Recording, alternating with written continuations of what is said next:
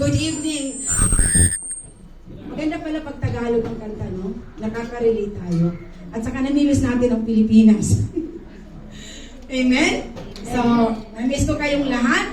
So, ako na magsasabing I welcome myself tonight. So, salamat at andito naman tayo. And we are blessed. Thank you sa mga worship team. So, I am blessed to hear yung kantahan. Truly God is here. Amen? So, our preaching for tonight, the same pa rin yung theme natin. Do you still remember what is our theme? The power of time. So, yan ang ating preaching for tonight. I think, Pastora Cathy, this is the last, ito na yung, mayroon pang, akala ko ako na yung last na preaching for the power of time. So, the same yung preaching natin, we will talk about the power of time. So, I choose the verse sa one of the parable of Jesus in Matthew chapter 13, 24 to 30. So, I want you to all stand para bigyan po natin ng not only papuri, but reverence to the Word of God. In Matthew chapter 13, verse 24 to 30, kinuha ko po ito sa New Living Translation. It says like this. So, here is another story Jesus told. You can read with me in silence. The kingdom of heaven. Bro, can you open the light, please? Hindi ko mabasa. Okay, thank you. So, in verse 24, it says like this. Here is another story Jesus told. The kingdom of heaven is like a farmer who planted good seed in his field. 25. But the night as the workers slept, his enemy came and planted weeds among the wheat, then slept away.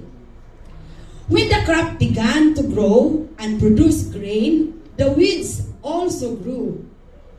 The farmer's worker went to him and said, "Sir, the field where you planted the good seed is full of weeds. Where did they came from?" "An enemy has done this," the farmer exclaimed. "Should we pull out the weeds?" they asked. "No," he replied. "You'll uproot the weed if you do. Let both together grow until the harvest. Then I will tell the harvester to sort out the weeds, tie them into bundles, and burn them, and to put the wheat in the barn." Hallelujah. Hallelujah, God. Tunay nga, ikaw ay tapat, at tunay nga, ikaw ay dakila. Aming Diyos na Ama, kami po ay nandito nagpapakumbaba sa iyong harapan, O God. Umihingi ng kalinisan, ng kapatawaran, anumang mga kasalanan, sinasadya man o sinasadya.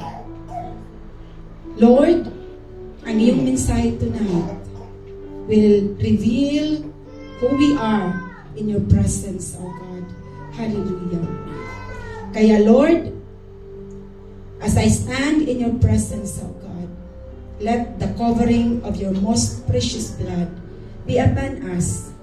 And I also ask, Lord, that the people who are here tonight, Lord, whose heart is ready to listen to your word, O God, that you will open their spiritual ears, their mind, and their heart, O God, to be open to your words, to your message tonight, O God. That your word is a word of inspiration and of love and of mercy. It tells us about our eternal destiny, O God. Hallelujah. So Lord, by the power of the Holy Spirit, you are my teacher tonight. As you hide me, O God, at the cross, O God, let the blood of Jesus be seen, O God. And let your word, O God, be blessed, and let anointing, O God, flow to your people to understand simply your word, O God. All of this I ask in Jesus' mighty name. Amen and amen. Hallelujah.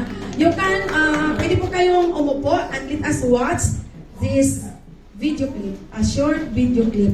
The short video clip is the continuation of the, ano po, pakinggan po ninyo, ito po yung sagot ni Jesus nang tinanong, ano po ang kahulugan noong parable.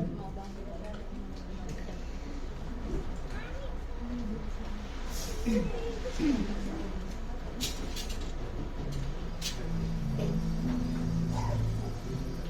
that soweth the good seed is the Son of Man. The field is the world. And the good seed are the children of the kingdom. But the tares are the children of the wicked one. The enemy that sowed them is the devil. The harvest is the end of the world.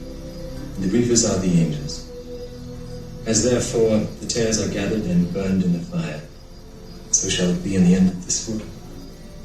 The Son of Man shall send forth his angels, and they shall gather out of his kingdom all things that offend, and them which do iniquity, and shall cast them into the furnace of fire. There shall be wailing and gnashing of teeth. Then shall the righteous shine forth as the sun in the kingdom of their Father. Who hath ears to hear, let him hear. Amen. So, si Jesus, before I will continue the message for tonight, I want to welcome yung ating mga VIP tonight. Si Cheryl Intal. Hi, Cheryl. Si Carmen De Rosa. Where is Carmen? Hi, Carmen. We have Jeline Pedrola. Hi, Jeline. Maria Teresa Nasim. Hi, Maria Teresa. Nice name. Kapangalan ng nanay ko. We have Amelia Asayeva. Hi, Ami. Teresa Soliva. So, dalawang Teresa. And the last is Agnes Santos. Agnes. Okay. So, you are welcome. All of you are welcome to CGPMI, which means Christ Green Pastures Ministry International. So, ang simbahang ito, ang ating pong pinagbabasihan ng ating mga turo, walang iba po kung hindi ang Biblia. Amen? So, we are for Gospel Church. And ang simbahan pong ito po, ang kanya pong mission and vision is discipleship. To reach people, to bring them to Christ. Amen? So, to God be the glory.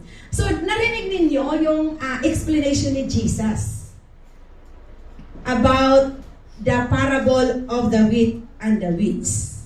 So in Matthew chapter 13, ang chapter po na ito, marami po dito yung mga iba't ibang parable na Jesus shared to the disciples. Pag sinabi po natin parable, alam na po ninyo kung anong kahulugan ng parable, di ba? Ito po ay kwento na mayroon po siyang heavenly meaning.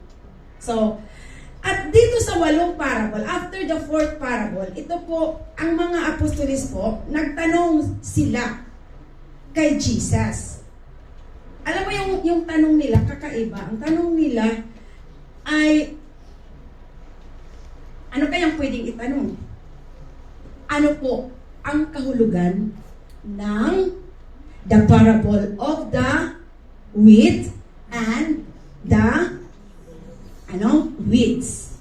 So, then ang mga apostolis, wala po silang ideya. Kaya nang si Jesus ay nag-iisa, pumunta po yung mga apostolis, parang tinanong nila si Jesus, ano pong ibig sabihin doon sa kwento?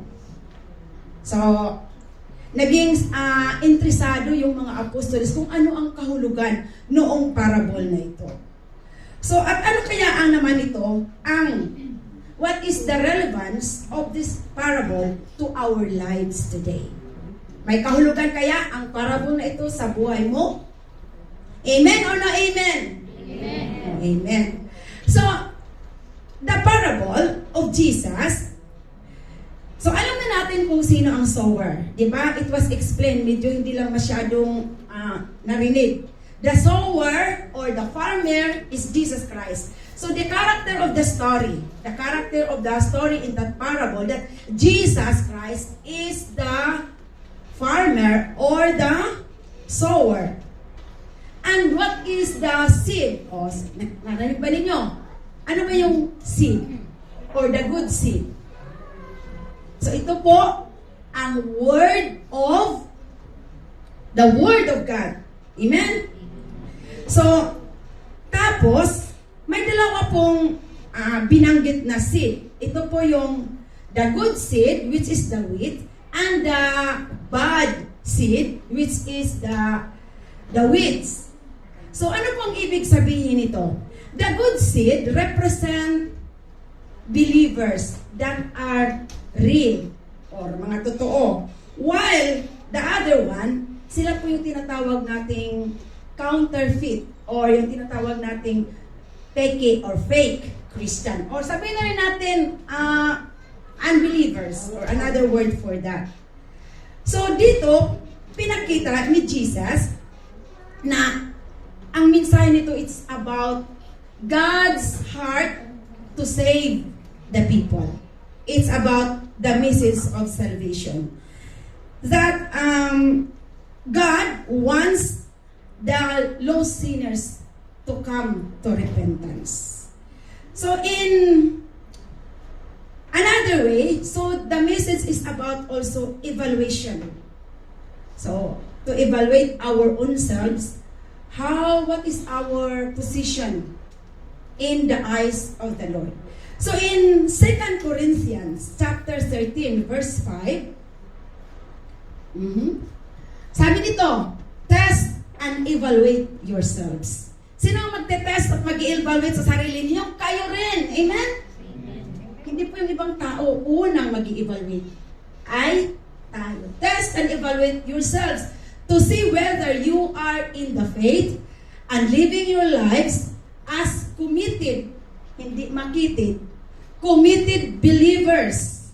Examine yourselves, or do you not recognize this about yourselves?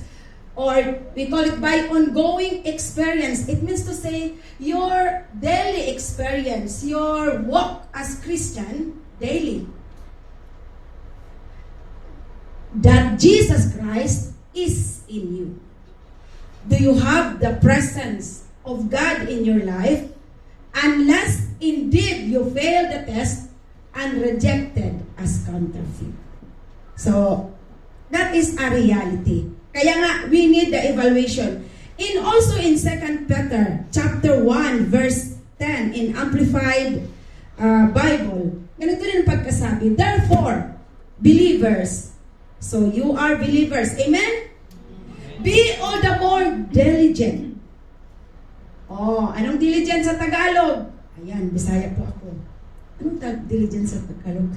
Maging to work it out or what? Maging mapagmasid. Make certain about His calling and choosing you. So every one of us is called and God chooses us. That's why we become believers. And confirm your relationship with God, for by doing these things, actively developing these virtues.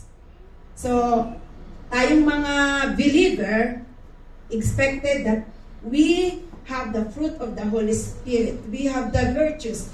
you will never stumble in your spiritual growth and will live a life that leads others away from sin. So, this is our responsibility to help other people to come to Jesus.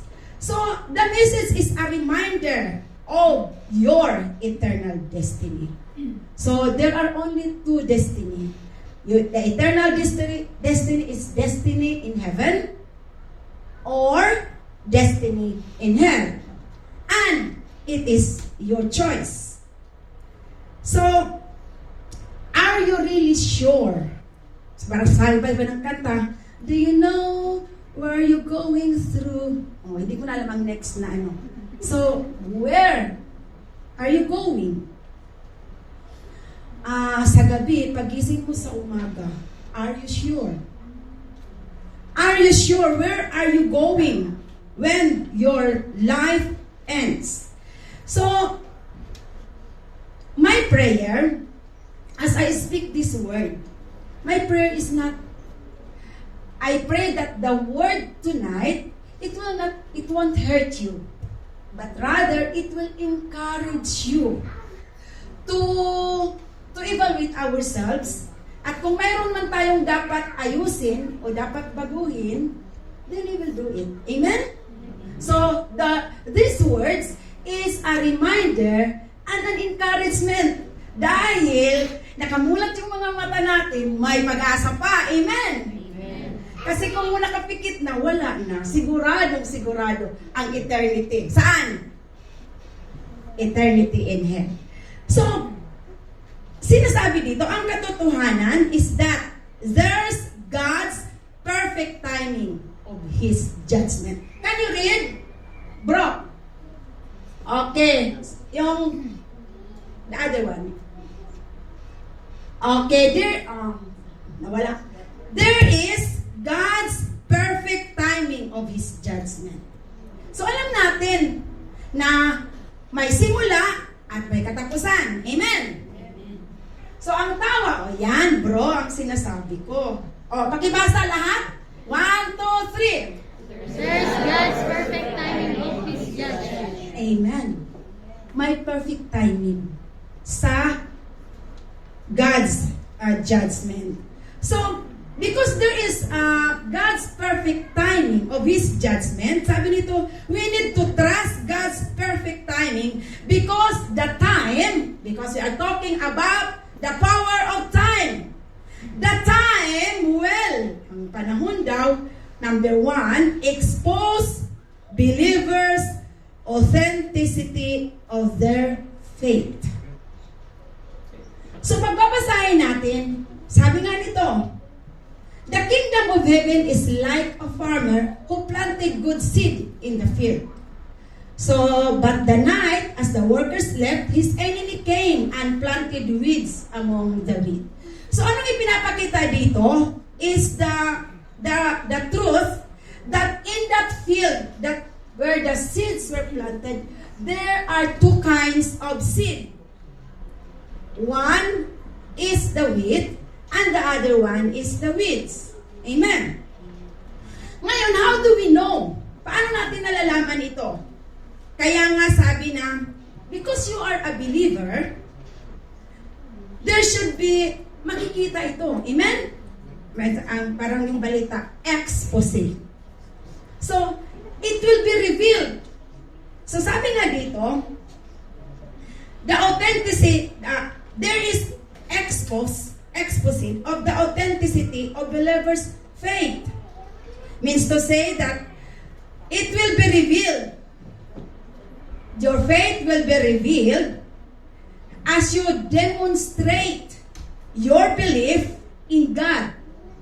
Yung pananampalataya mo. It will be revealed if it is genuine or medyo 50-50. If it is real or hindi, parang only in our mind or in the intellect. And also, it will be revealed in our actions. Amen? Kristiyano naman ako, ba't hindi kita nakikita sa simbahan? Naniniwala naman ako sa Diyos, nagpipray naman ako paggabi. bakit wala kang simbahan? Oh. So, it will be revealed. Even the way you think, the way you answer questions. So, it will be revealed or exposed because it will be seen in your personal relationship with God. Yung relasyon mo sa Diyos. Ikaw ba ay mainit o ikaw ba ay malamig? Saan doon?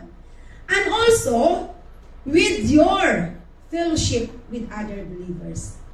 It counts also how we treat or how we relate to our, not only our families, even to our friends, at lalo na ang enemy. Sabi na, anong kaibahan mo? Kristiyano ka. Pero ang enemy mo ay talagang enemy. Anong pagkakaiba doon sa hindi Kristiyano? Di ba? So it will be revealed. And your other thing is your commitment to living according to the teachings that is, or if we are obeying the commandment of God. Amen? So dito, in number 1, kung titingnan natin, dito sa story, something went wrong. So ito yung expose. Parang mayroong hindi tama. Ano ba ang hindi tama doon?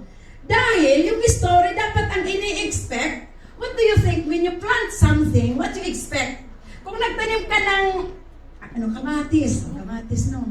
Siyempre, nag-expect ka tutubo kamatis, malusog na kamatis. Di ba?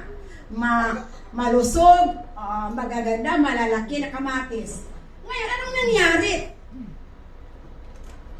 Okay naman yung field. Everything is okay. Tama yung tinanim ng farmer. It was a genuine, it was a good quality of seed.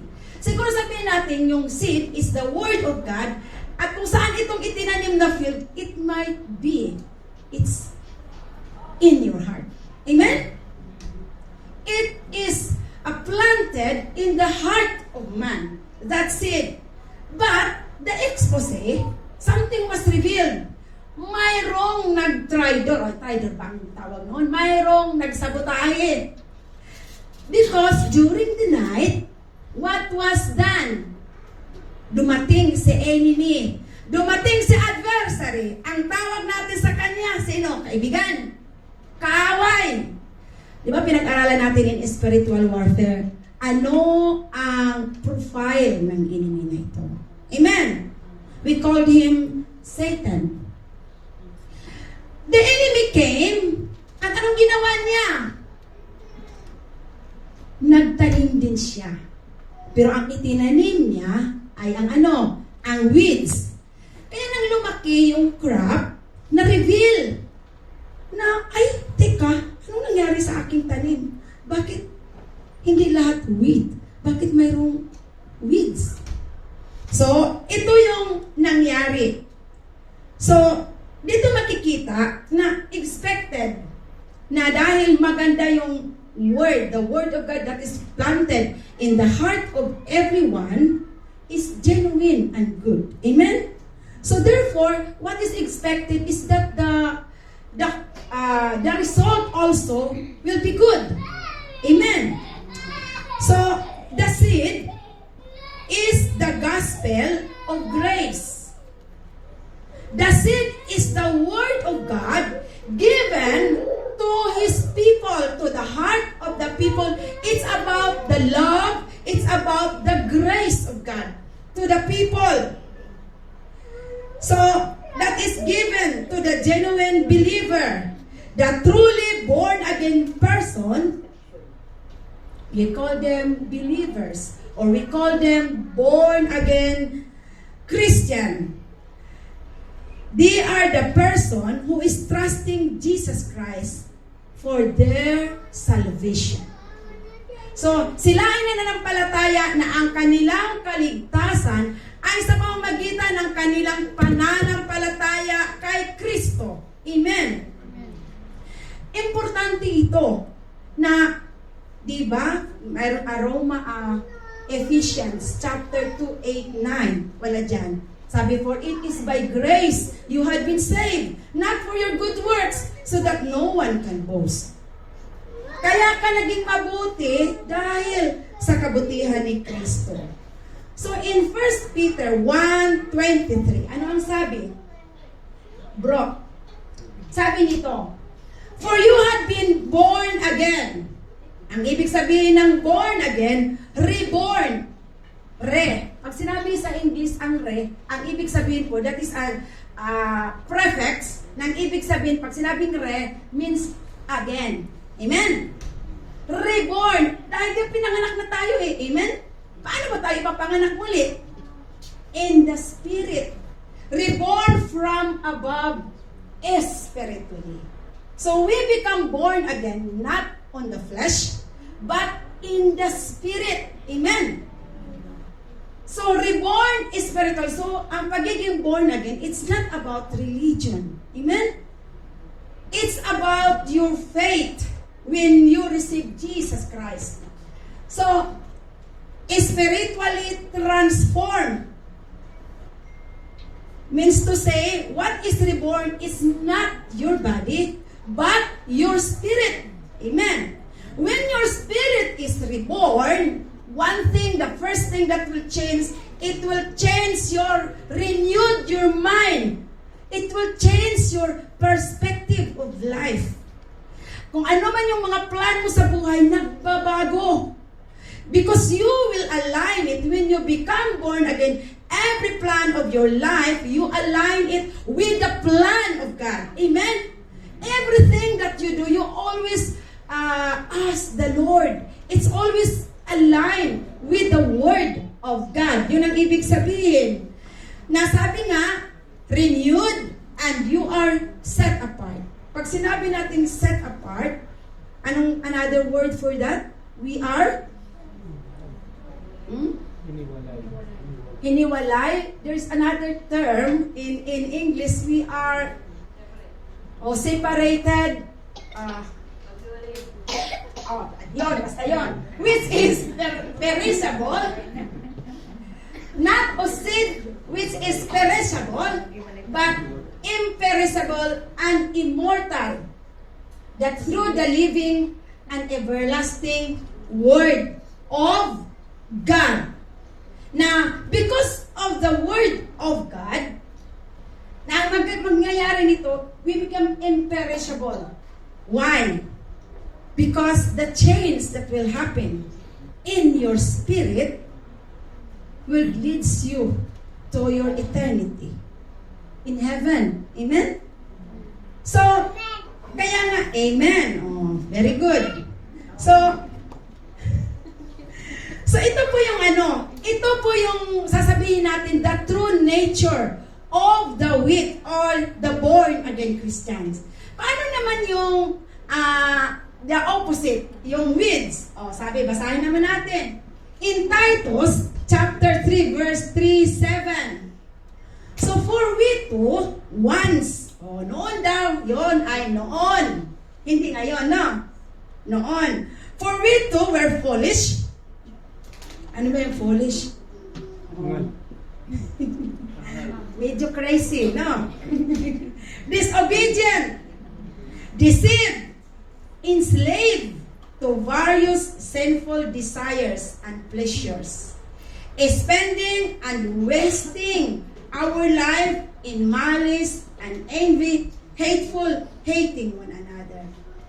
Ito po yung buhay ng mga unbeliever. Anong klaseng buhay? Walang kwenta. Diba? Ang another word for that, walang kwenta. Lahat ng plano, walang kwenta. Kasi ang lahat ng plano ay dito lang sa mundo. Diba?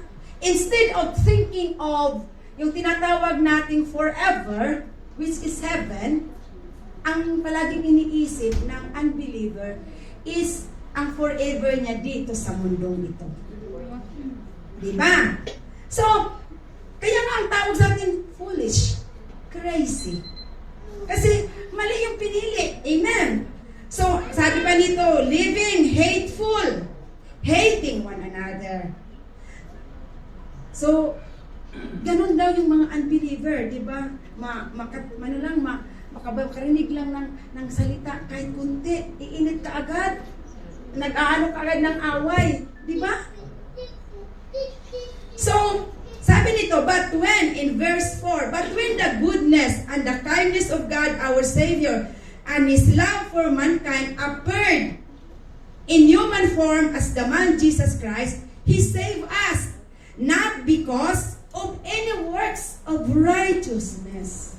Hindi ka naging Kristiyano dahil mabait ka. Alam ba ninyo yan? Naging Kristiyano ka dahil pinili ka ng Diyos. Dahil God saved you from your being unrighteous. Wala ka talagang dapat ipagmalaki sa mundong ito. Amen? That, not because of any works of righteousness that we have done, but because of His own compassion and mercy by the cleansing of the new birth. So, tayo ay Kanyang nilinis. Ang tinatawag natin itong regeneration. The renewing by the Holy Spirit, whom He poured out richly upon through Jesus Christ as our Savior. Dahil sa kabutihan ng Diyos, tayo po ay nabago. Tayo po ay na-renewed so that we would be justified. Anong justified? Yung dating ikaw na makasalanan, ang dati mong pangalan ay, sino ba yung nag-encounter? Ang pangalan niya ay ganito. Tapos, after the encounter, yung another name. Amen? Pagaya kay Israel, ang kay Jade, na nang ni-change yung pangalan, na after being a sinner, when you become justified, another name was given. Amen? So, we are justified not because we have done something that is good. We are justified because of the goodness of God. Means to say, we become free. Nabayaran yung kasalanan mo, hindi ka nagbayad. Sinong nagbayad? Si Kristo. That is why you are justified. Dahil sa ginawa ni Kristo. You become, sabi nga, His compassionate and deserved grace, and that we would be acknowledged as acceptable to Him and made heirs of eternal life. Kaya tayo po, ang destiny natin is in heaven. Amen? So, according to our hope in Jesus Christ. Amen. So, dito rin sa story na ito, in the good seed was planted in the field where the enemy has planted another one. Ito po yung nangyari.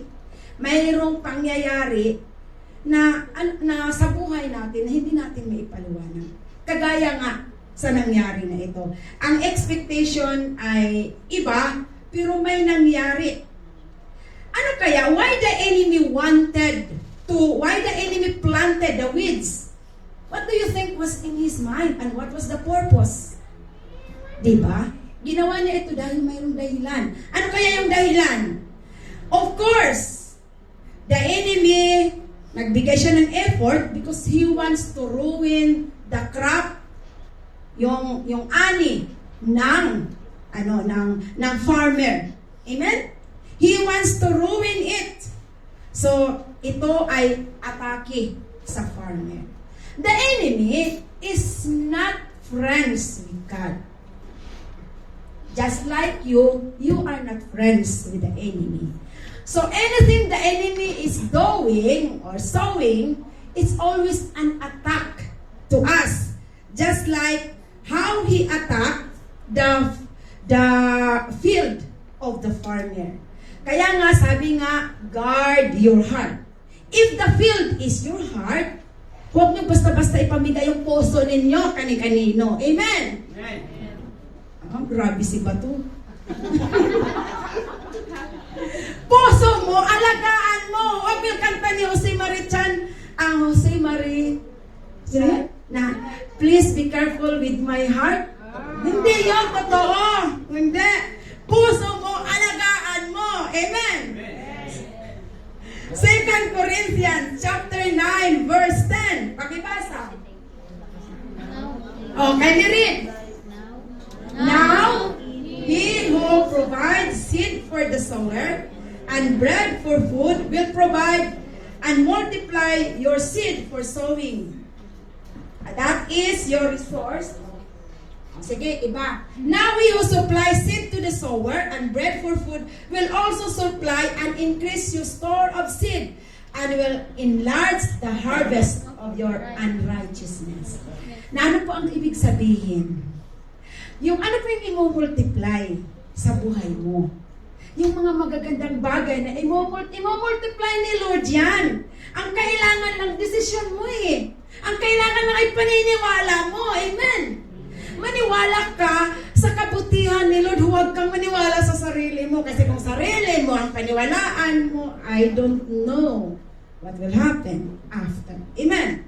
So dito, God promised na as we continue to obey God, He will supply, He will multiply the harvest of righteousness. Amen.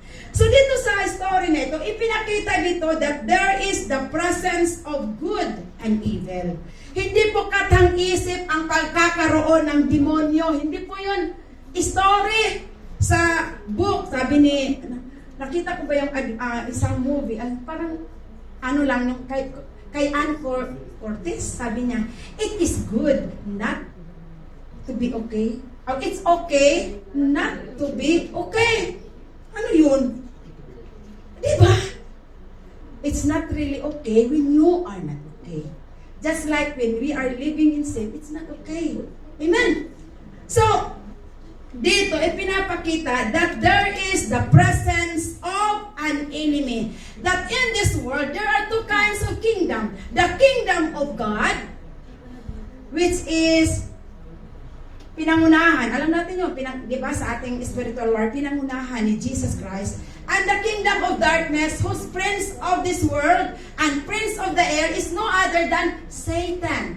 Dati ang pangalan niya si Lucifer. But when he failed, at siya ibinaba dito sa mundong ito, ang kanyang pangalan ay nagbago. Ang kanyang pangalan ngayon ay sino? Si Satan. So dito dito pinakita na at night, while the worker slept, his enemy came and planted weeds among the wheat, then slipped away. So dito ipinakita the presence of the enemy. Satan is in the business of sowing weeds among the Lord's wheat. Why? Because if he can place the enough of the artificial among the genuine, then he can destroy the entire. Diba? Para ba yung sabi na pag ang mayroong sira na kamatis, nilagay sa mga magagandang anong mangyayari? Mahahawa din at masisira. Amen. So yun. So in John 10:10, it says, the thief purpose is to steal, to kill, and to destroy. My purpose is to give them rich and satisfying life. So, magkaiba po. Ang purpose ng demonyo ay tayo ay kung anong mayroon sa atin, ito kanyang nakawin at to destroy anything that we have that is good for us.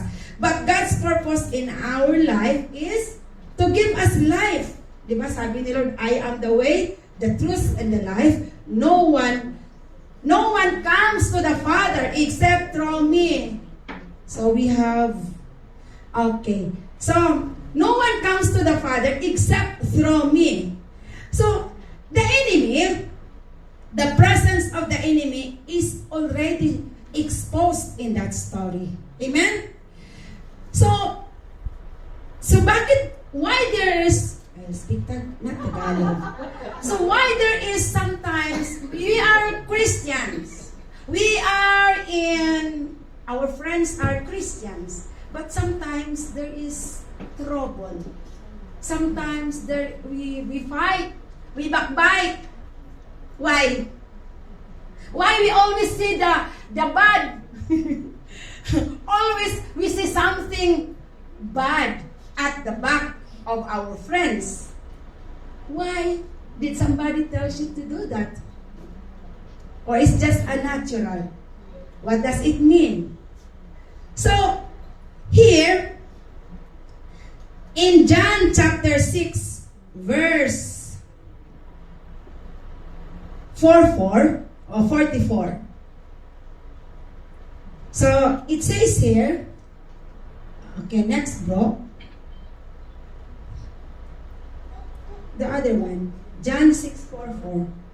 Wala. So it says here, no one can come to me unless the Father who sent me draws him, and giving him the desire to come to me, and I will raise him up from the dead on the last day.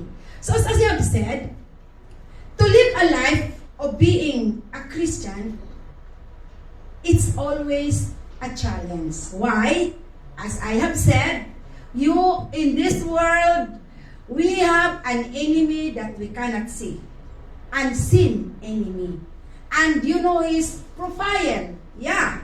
So, he is not your friend. He wants to destroy you. He wants to kill you. And just like in the church, why sometimes in the church there is problem? It's because of the presence of this enemy. So there is a challenge how we are going to live genuinely our life as a Christian. So in the first division, that's na sinasabi that expose the believers, what is expose faith. So pinakita how we are going to live a true Christian. Amen. So makikita in our belief, in our pananampalataya, in how we behave, in our relationship with God and relationship with others. So, sabi nga, naalala ko, I heard this, yung, nanonood ako ba nung, alam mo yung Senado, minsan nanonood ako, then, nabanggit, I think si Jingo Estrada, dami ni Jingo Estrada, huwag na tayong sabi niya, huwag na tayong magmalinis. Totoo naman, nagkasala tayo. May ginawa tayong pagkakamali. Pero ang flood control project na kinurakot ay kademonyohan. Di ba? When you say that, what does it mean? It is a challenge to live a life worthy in God's sight. But alam mo yung mga kapatid, kung sa sarili natin gawahin, hindi kaya. Pero dahil kasama natin ang Diyos, kayang-kaya. Sabihin natin, kayang-kaya. Amen. So, in the second, sabi, there is God's perfect timing of His judgment because, in number 2, in verse 27 to 30, it says, it's educate believers on God's character. Kaya makakaya natin yan, alam natin kung sino ba ang Diyos sa buhay natin. Anong klaseng Diyos mayroon tayo? Amen. Di ba here, ano yung immediate response ng mga workers? Mayroong weeds, kailangan bunutin, di ba? Kailangan kaagad yung response, punishment. But what the farmer said, no. No, he replied, you'll uproot the wheat if you do. So, anong ipinapakita dito? That our God, one of the character of God that we will not forget. God is a God of patience and wisdom. Amen? Sometimes we think that hindi yata tama yung ginawa ni Lord eh. Naalala ko yung story ni Jonah, na nagalit siya. Kaya nga, naalala mo yung story ni Jonah na sa galit niya, dahil hindi pinarusahan ang Babylonia, pumunta siya doon at nag-complain kay Lord. Tapos, mayroon siya doon sa kahoy, nakaupo siya doon, ang kahoy ba yun? Tanim, hanggang namatay yung tanim. Sabi ko na sa iyo, Lord, hindi mo lilipulin ang Babylonia. That is how we treat other people who are sinners. We look at them as they don't have the hope. But see in this parable, God is a God of patience, and God is a God of wisdom. There is right timing. Kung yung mga sinisel group natin ay nawawala, huwag kayong magalit. Hatin sila. Promise sila, yes. Binabasa lang, no answer. Patience, my friend. Amen? Because God is patient with you. Amen? May tolerance ba si Lord? So, anong katotohanan ay pinapakita sa atin? We are living right now in a world of mixture between good and evil. O, ayan ang katotohanan. Kaya because we are living in a world of good and evil, we bear one another. Iinis na talaga ako. Okay pa rin, di ba? Because even your friend bears with you kung ano man yung mga pagkukulang mo. So, sabi nga, the reality of this world is both a place that is full of God's glory. Amen. When we are in the church, we feel God's glory. We feel the joy. We feel miracles. We see miracles. But in another way also, or another reality, is that in our world, there is heaviness. There are problems. There are troubles. Amen? There are painful experiences. Why? Because the enemy has sown the seed, which is the weeds. Ayaw niyang maging perfect yung buhay natin. So, because God is a God of patience and wisdom, ang sabi ni Lord, let them grow together. Both together. Amen? So, we who love and follow Jesus are living with different kinds of people. Lalo na kapag nasa pag nakatira ka sa big space, yun talaga ay kailangan patience. Amen? A lot of patience. Gusto mo maglaba. Pag tingin mo 15 yun, binalik ulit 15, ano ba you will just go and not entertain. So, that is only an example of what kind of world we have. That the kingdom of this world, that we are living on two kinds of people and reality. So, anong ibig sabihin? Na, actually it says here, good and evil, those who are loyal to God, and those who aren't loyal. Welcome, sis. Eva.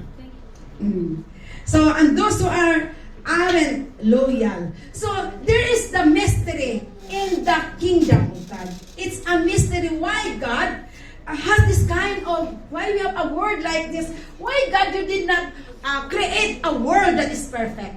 A better, there's a kanta, no? A better world to live. Why God? You did not create a world that is perfect. Amen? Gusto niyo ba yan? Ng world that is perfect. So dito, sinasabi, Jesus is telling us that the God's kingdom is both present and future. That it is already here, yet it is still coming.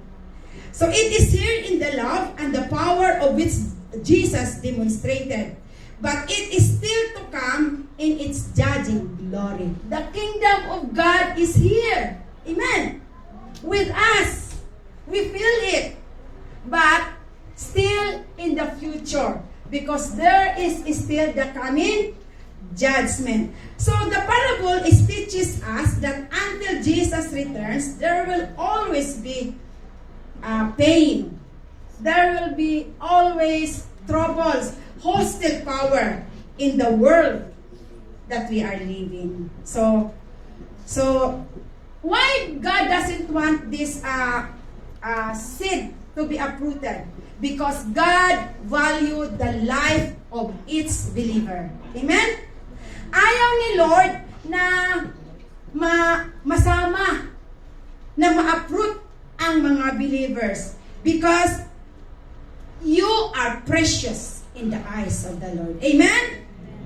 He is patient to give enough time and hope so that no one will perish. He is giving us time and chances.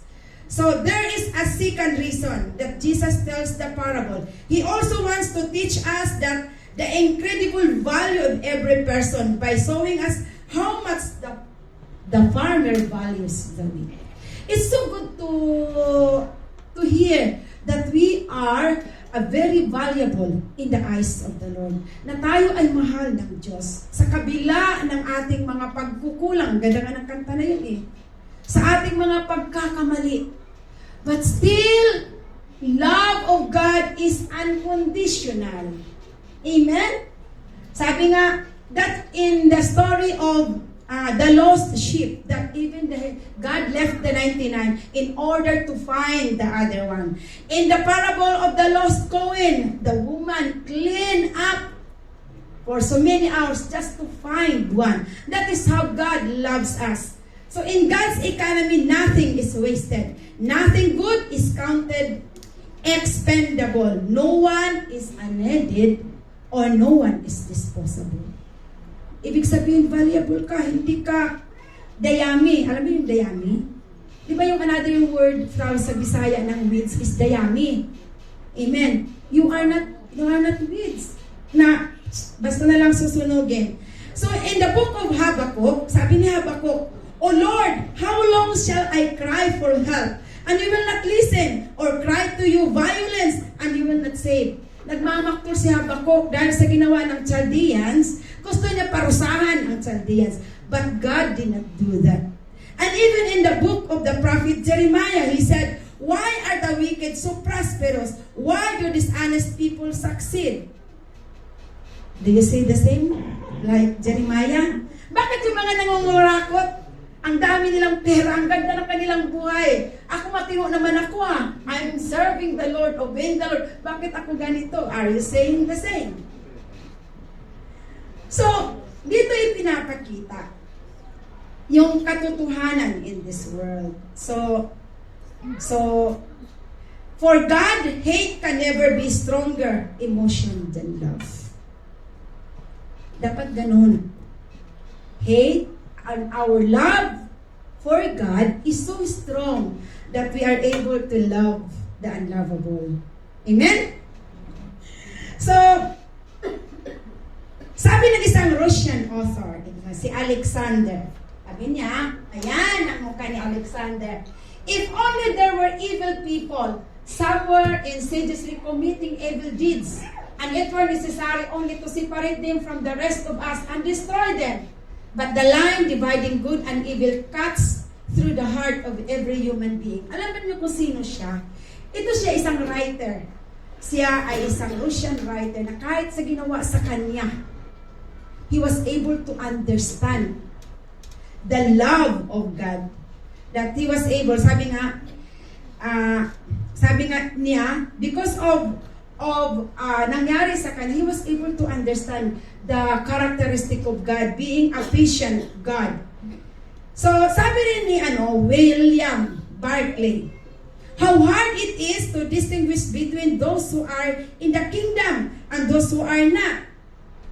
Because sometimes people appears to be Christian, to be good, pero at how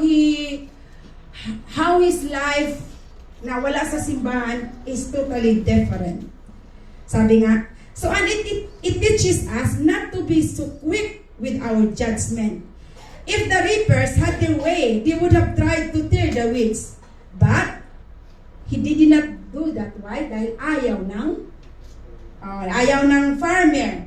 So, judgment had to wait until the harvest time came. Amen. So now, it's not yet judgment time. So, judgment will wait if it is not yet time. So, and it's very hard. This is the parable about patience. It's about what will happen to the weeds at the end of the day. But how about, ipinapakita din how the wheat reacts to the weeds. Paano ba tayo nakikisalamuha sa mga weeds? Ano ba ang ating how we treat other people who are sinners, who are coming to us? Importante. That is the challenge. So the weeds don't threaten the wheat, but instead, the threat comes from how we react to the weeds. The danger is not being in the presence of sin, but trying to be self-righteously root out all the sin we see around us. Hindi ko sinasabi lahat tayo ganyan. It's a reminder. If in case we are like this, we should treat people. Sabi nga, what is the real challenge? It is finding the strength to resist the temptation. Yon po ang real challenge. If you are awake, if you are a true believers, this is our challenge. Even if we live with the unbeliever or with the fake Christians, the challenge is how we resist the temptation in our life. Amen? So sabi nga dito, we are much too quick to classify people and label them good or bad without knowing all the facts. Next, only God, because God alone knows us fully, and so we must leave the judgment to God. Sabi niya. So, he is a Scottish Bible scholar and commentator. So, and the last one, there is God's perfect timing in the time of His judgment. Ito po, number 3 is eliminate believer on the judgment day. So, do not think because God is a God of patience and wisdom, okay ka na even if you continue sinning. Because there is the day of judgment. Ayan. Then I will tell the harvester to sort out the weeds, tie them into bundles, and burn them, and to put the wheat in the barn. Oh, may paglalagyan ang mga makasalanan. Amen? So the coming of harvest and judgment, ito po ang tinatawag nating the separation between the good and the evil. Of course, the good will go to heaven. And where the evil will go, or the wicked, they will go to hell. Amen. So, God's judgments will come. And He is the judge. So, that is the final reason. Because God is a God of justice. Amen? Hindi naman sila tinotolerate na yung mga ginagawa natin. There is perfect timing. Di ba? We trust on God's perfect timing. Because if there is no God's perfect timing, namatay na tayo noon, na hindi na tayo naging born again. Amen. Then we don't have the chance. So there is the, sabi nga, the time of the harvesting. That is the separation between good and evil. So, sabi nito in Matthew chapter 7 verse 13. Okay, that one. So, okay. Enter by the narrow gate, for wide is the gate, and broad is the way that leads to destruction. And there are many who go and by it, because narrow is the gate, and difficult is the way which leads to life, and there are few who find it.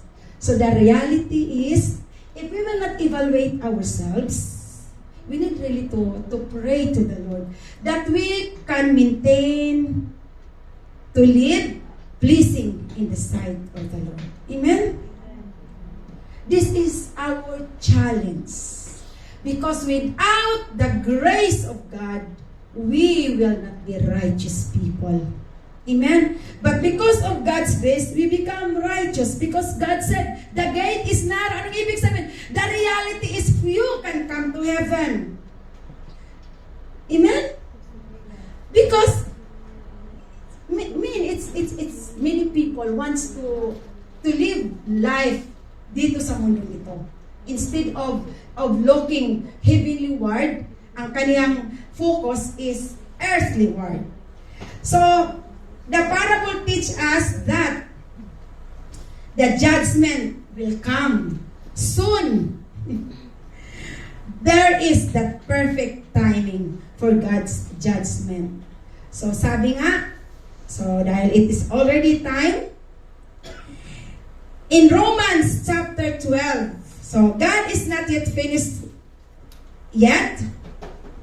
Kaya nga, as follower of Christ, in Romans 12:16-21, which is my last verse, sabi dito, live in harmony with one another. Do not be haughty, conceited, self-important, exclusive, but associate with humble people, those with a realistic self-view. Do not overestimate yourself. Never repay anyone evil for evil. Take thought for what is right and gracious and proper in the sight of everyone. If possible, as far as it depends on you, live at peace with one another. Next, bro. Beloved, never avenge yourself, but leave the way open for God's wrath, His judicial righteousness. For it is written, vengeance is mine, I will repay, says the Lord. But if your enemy is hungry, feed him. If he is thirsty, give him a drink. For by doing this, you will heap burning coals on his head. Do not be overcome and conquered by evil, but overcome evil with good. So, sabi nga, ito po yung last verse na ang ibig sabihin, there will be a time for elimination. Amen? The time for the harvest.